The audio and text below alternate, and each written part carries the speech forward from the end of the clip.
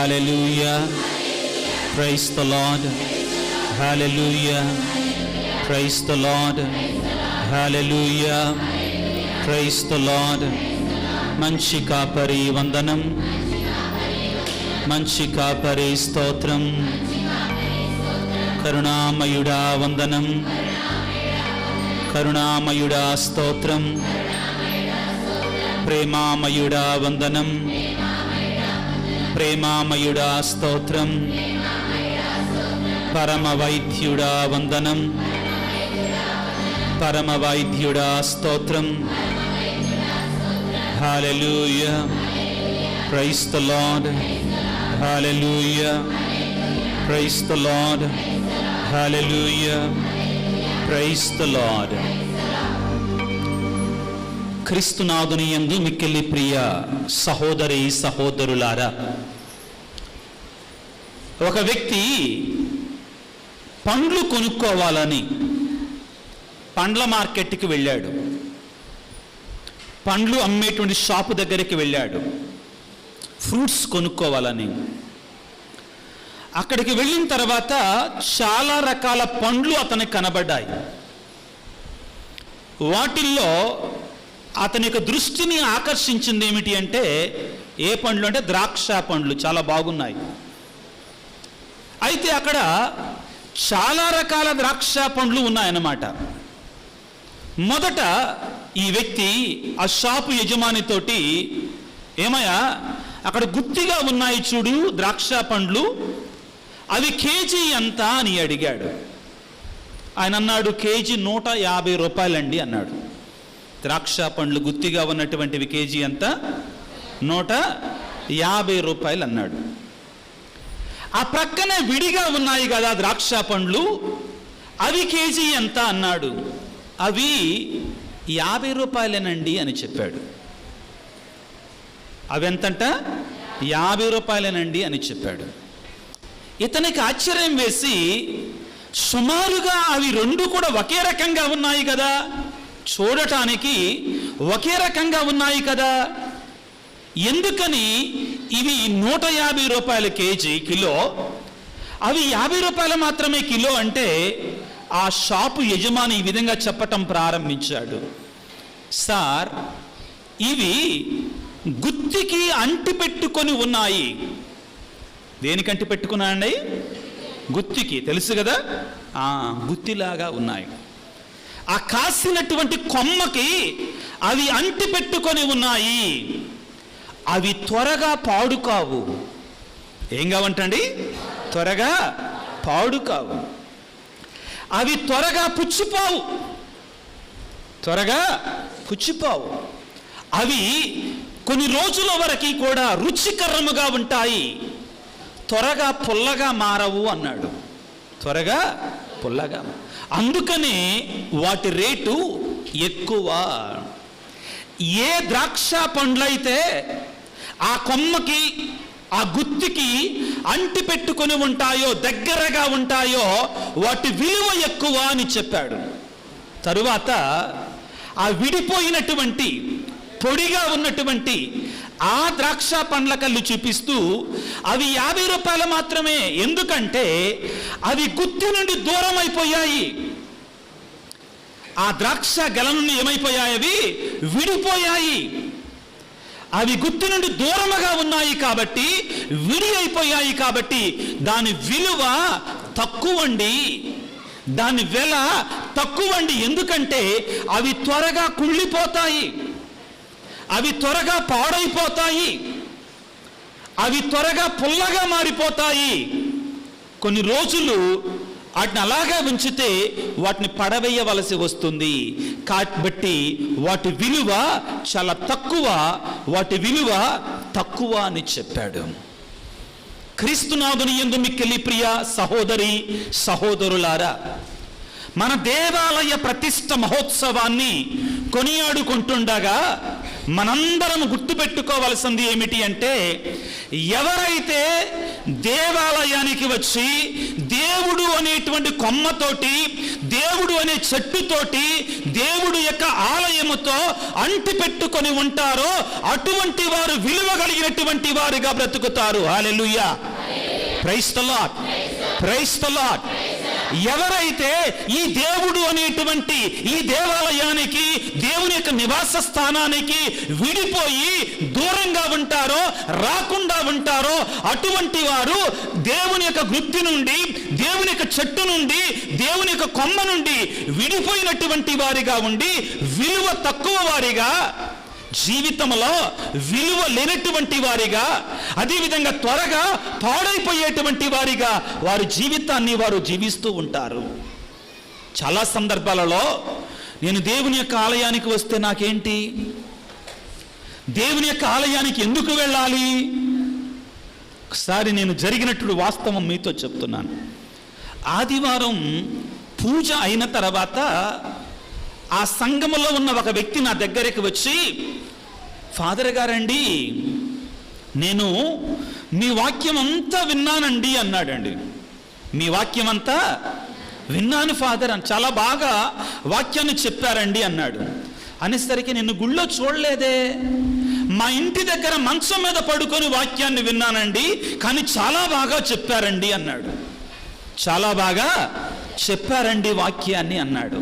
ఓహో, సరే, అయితే నువ్వు వాక్యం వినడముతోటే సరిపెట్టుకో, నీకు దేవుని దీవెనలు లేవు అన్నాను. ఎందుకు లేవండి, నేను కూడా వాక్యాన్ని విన్నాను కదా. ఏ ప్రజలైతే దేవుని యొక్క ఆలయానికి వచ్చి వాక్యాన్ని విన్నారో వారిలాగానే నేను కూడా వాక్యాన్ని విన్నా కదా, దానికి దీనికి తేడా ఏమిటి అంటే, నేను ఆయన దగ్గరికి బైబిల్ తీసుకొని వెళ్ళి, అయ్యా ఒక్కసారి బైబిల్ తెరవయ్యా అన్నాను. మీరు కూడా తెరవండి. మత్తయి శుభవార్త 11వ అధ్యాయం 28వ వచనాన్ని అందరూ తెలిసిన వాక్యమే ప్రియులారా. భారముచే అలసి సొలసి ఉన్న సమస్త జనులారా, మీ ఇళ్ళ దగ్గర కూర్చోండి, మీ మంచాల మీద పడుకోండి, మీరు మీ ఇళ్లలోనే కూర్చోండి, మీకు కావలసినటువంటివి నేను ఇస్తాను మీకు అన్నాడా? ఏమన్నాడు? భారము చేతి పక్కన పెట్టండి. ఏమన్నాడు? గట్టి చెప్పమ్మా. నా యొద్దకు రండి అన్నాడండి. దేవాలయ ప్రతిష్ఠ మహోత్సవాన్ని కొనియాడుకుంటుండగా దేవుడు మనకిచ్చే ఆజ్ఞ ఇదే ప్రియులారా. ఏమిటి అంటే, మీరు దీవెనలు పొందాలి అంటే, దేవుని యొక్క ఆశీర్వాదాలు పొందాలి అంటే, దేవుని యొక్క దీవెనలు పొందాలంటే మీరు నా దగ్గరకి రావాల్సిందే, వేరే మార్గం లేదు, వేరే మార్గం లేదు. దేవుడు తనకు తానుగా కొన్ని రూల్స్ పెట్టుకుంటాడో, దేవుడు తనకు తానుగా కొన్ని నియమాలు పెట్టుకుంటాడో, దేవుడు తనకు తానుగా కొన్ని ఆజ్ఞలు ఇచ్చుకుంటాడో. వాటిలో ఒకటి ఏమిటి అంటే, నువ్వు నా దగ్గరకు వస్తే నేను నీకు దీవెననిస్తాను, నువ్వు నా దగ్గరకు వస్తే నా ఆశీర్వాదాలు ఇస్తాను నేను. ఇది దేవుడు తనకు తానుగా ఏర్పరచుకుంటే ఒక నియమం, పెట్టుకున్నట్టు ఒక నియమం ప్రియులారా. నీకు దీవెనలు కావాలంటే నా ఇంటికి, నా వద్దకి రావాలి నీవు. రాజకీయ నాయకుడి దగ్గర మనకి ఏదైనా అవసరం ఉంటే అతనితో చెప్పానండి ఇదే విషయాన్ని. రాజకీయ నాయకుడి దగ్గర మనకి ఏదైనా అవసరం కావాలంటే మన ఇంట్లో కాలు మీద కాలేసుకొని నాకు ఇది కావాలని కబురు పెడతామండి. ఏం చేస్తాం? దగ్గరికి వెళ్ళి ఏమంటాం? మీ అంతట వీరుడు లేడు, మీ అంతటా సూర్యుడు లేడు. మీరు వచ్చిన తర్వాతేనండి అదంతా డెవలప్ అయింది. అసలు అంతకుముందు దరిద్రంగా ఉండేదండి. అసలు వాడు ఏమీ చేయడం, చేయకపోయినా ఏం చేస్తాం? ఇది చేస్తామండి. ప్రభునందు ప్రియులకు దేవుని బిడ్డలారా, ఒక పొరుగు వానితో అవసరం ఉంటేనే, అవసరం ఉన్నట్టు వ్యక్తి ఆ వ్యక్తి దగ్గరికి వెళ్ళి తనకేమి కావాలో అడిగి తీసుకుంటుంటే, సర్వశక్తిమంతుడి దేవుడు మనకి సకలాన్ని ఇవ్వగలిగినటువంటి ఆ దేవుని వద్దకి మనము ఎంతవరకు వెళుతున్నాము ఆత్మ పరిశీలన చేసుకోవాలి. 84వ కీర్తన 84లో 4వ వచనమును చదువుకుంటే ప్రియులారా, మనము దేవుని యొక్క మందిరానికి ఎందుకు వెళ్ళాలి? అసలు దేవుని యొక్క మందిరానికి వెళితే మనకి ఏం జరుగుతుంది? దేవుని యొక్క మందిరానికి వెళ్ళటం ద్వారా మనకు వచ్చేది ఏమిటి? మనకు వచ్చే లాభం ఏంటి? చాలా స్పష్టంగా తెలియజేస్తున్నాడు పిల్లారా. చదువుకుందాం.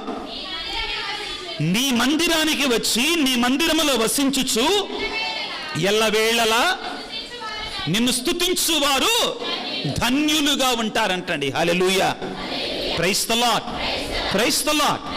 నీవు ధన్యుడిగా ఉండాలి అంటే, నీ కుటుంబం ధన్యమైనటువంటి కుటుంబముగా ఉండాలి అంటే, నేను చేయవలసిన కార్యం ఏమిటి అంటే ఆయన సన్నిధికి వెళ్ళాలి, ఆయన మందిరానికి వెళ్ళాలి. చాలా స్పష్టంగా మనకు అర్థమయ్యే భాషలో కీర్తనకారుడు దావీదు పలుకుతున్నాడు ప్రియులారా, నీ మందిరములో వసించుచు ఎల్లవేళలా నిన్ను స్తుతించువారు ధన్యులు. మనం ధన్యులం ప్రియులారా, ఎటువంటి సంకోచం అవసరం లేదో. కారణం ఏమిటి అంటే, దేవుడు ఏర్పాటు చేసుకున్నటువంటి, దేవుడు నియమించుకున్నటువంటి, పవిత్రపరచుకున్నటువంటి ఆయన యొక్క ఆలయంలో మనందరం ఉన్నాము కాబట్టి మనం ధన్యులం ప్రియులారా. ఏమిటంట ధన్యత? చదువు తర్వాత. నీ వలన బలమును పొంది నీ దేవాలయమునకు యాత్ర చేయగోరువారు ధన్యులు. వారు ఎండిన లోయగుండా ప్రయాణము చేసి దానిని చలముల తావులుగా మారుస్తాడు. ప్రియులారా, నీ జీవితం ఒకవేళ ఎండిపోయినటువంటి దాని వల్లే ఉంటే, నీ జీవితం ఒకవేళ ఆరిపోయినటువంటి దానిగా ఉంటే, దేవుని సన్నిధికి వస్తే నీ జీవితాన్ని జీవజలముగా మారుస్తానంటున్నాడు. Hallelujah, praise the Lord, praise the Lord, praise the Lord. క్రీస్తునాథుని యందు మిక్కిలి ప్రియ సహోదరి సహోదరులారా, పరిశుద్ధ బైబిల్ గ్రంథములో మనం చాలాసార్లు చూస్తామండి. ఏమిటి అంటే, ఎప్పుడైతే ఒక వ్యక్తి దేవుని నుండి దూరం అయిపోతాడో, ఎప్పుడైతే ఒక వ్యక్తిని దేవుని విడిచిపెట్టి వెళ్ళిపోతాడో, అతని యొక్క జీవితం అనేటువంటిది ఎండిపోయినటువంటి ఎడారిగా మారిపోతుందండి. ఎండిపోయినటువంటి ఎడారిగా మారిపోతుంది. లూకాసు సువార్త 15వ అధ్యాయం 11వ వచనం నుంచి మనం చదువుకుంటే చదవాల్సిన అవసరం లేదండి, సమయం ఎక్కువ లేదు కాబట్టి.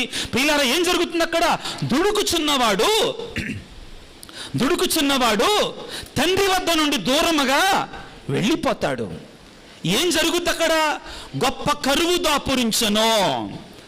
ఏమైంది అక్కడ? గొప్ప కరువు దాపురించింది. పరలోక తండ్రి అయినట్టు దేవుని వద్ద నుండి దూరం అయిపోయాడు ప్రియారా, దూరంగా వెళ్ళిపోయాడు దేవుని యొక్క సన్నిధి నుండి. కాబట్టి తన జీవితం ఎండినటువంటి ఎడారిగా మారిపోయింది.